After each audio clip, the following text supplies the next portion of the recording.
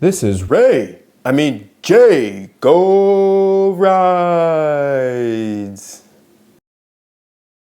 Floating through life on my bike, I see a lot of shit. People don't really pay attention to me, so I can kinda slip through the cracks of societal norms and live on the fringes. But even though I'm a carnival person, I can still see the scourge of entitlement in my fellow man. Biking past this fireworks store triggered a memory in my mind of just such a case. Some lady freaked out to anyone who would listen about fireworks making loud noises and petrifying her scared and sensitive dog. She said she spent thousands of dollars on medication and therapy to improve the dog's confidence, and that the fireworks undid all that progress. The entitlement of that bitch is staggering. She thinks the world knows or cares about her dog and should stop when she takes it outside so it can feel safe. I love dogs. I'm not shitting on the dog, just a shitty owner. The dog is supposed to be a companion, a lovely creature that adds to the fullness of your life, not some pet project to feed your ego, trying to rehabilitate a damaged dog in a densely populated, noisy downtown area, you idiot. Send that dog to a quiet farm where it can rest without being spooked by speeding cars, people everywhere, and fireworks. Not by taking it to therapy and pumping it full of drugs so it can sleep at night like it's some Beverly Hills housewife.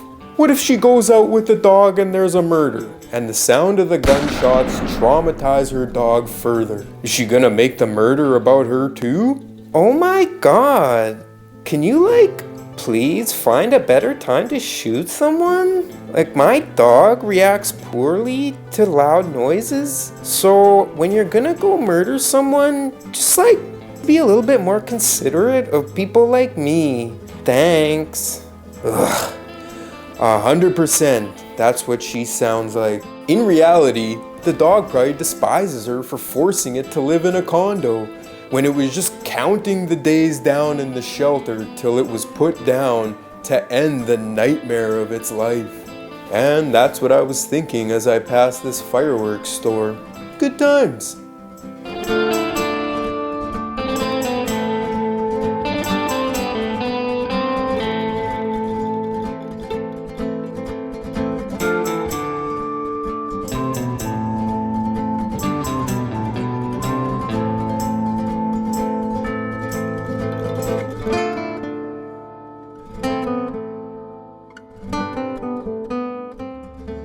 I have a lot of trouble with reading.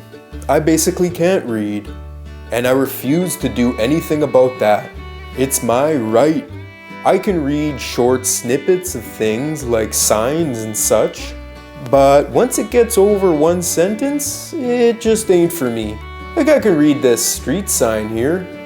Cockwork Lane. That's easy. And now I know where Cockwork Lane is, if I ever need to go back to Cockwork. I also don't do books, because books are pointless. Signs are all you really need to be able to read to get by in this life. This sign right here tells me there's a good spot to piss over there, since no one will be trespassing, and I'll be all alone. But this sign I bike past is a different story. It's hard enough to read it, and once you start throwing numbers in there, it's game over. Can't read and now I gotta do math to decipher what it's saying? Signs way too long too. This shit should be wrapped up in 3 words or less. You'd think they'd want to be more accommodating to the lowest common denominator of society to maximize their business. We illiterates are the majority. My suggestion is, reduce it to 3 words at most. Write it in crayon, and make each letter a different color. And get rid of those goddamn numbers. See? That's way better. Now me and all the Einsteins of this town know it says open takeout. Interesting. Well, I never had any intention of going there anyways.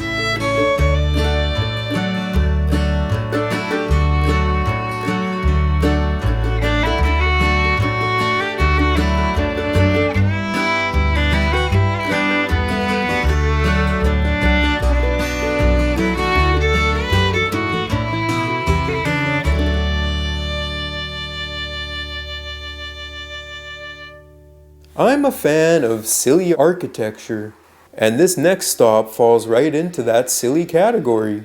This nefarious structure built over the water.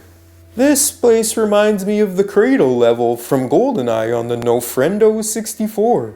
There's no proof to disprove that a group of villainous billionaires are in there right now planning to hold the world hostage with a death ray. There's definitely something devious going on in there.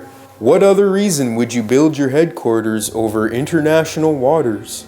Jeffrey Epstein and his pedophile isle was small beans compared to the horrors taking place inside these walls.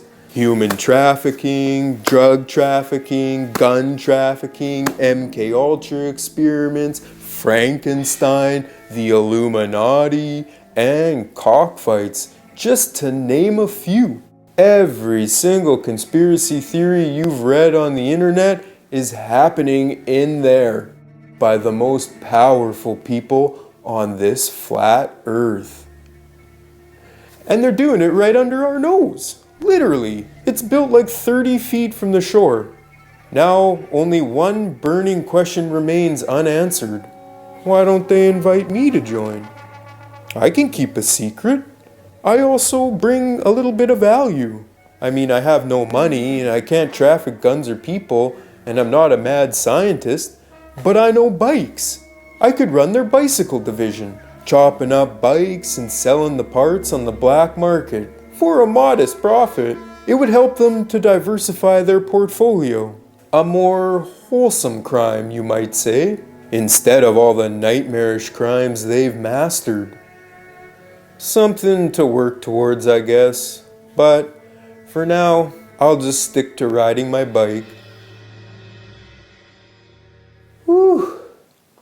That bike ride took a lot out of me. Lots of interesting information was shared today too. But now that it's over, I think I'm just gonna sit back, relax, and take some opiates and sink into my couch until my next bike ride.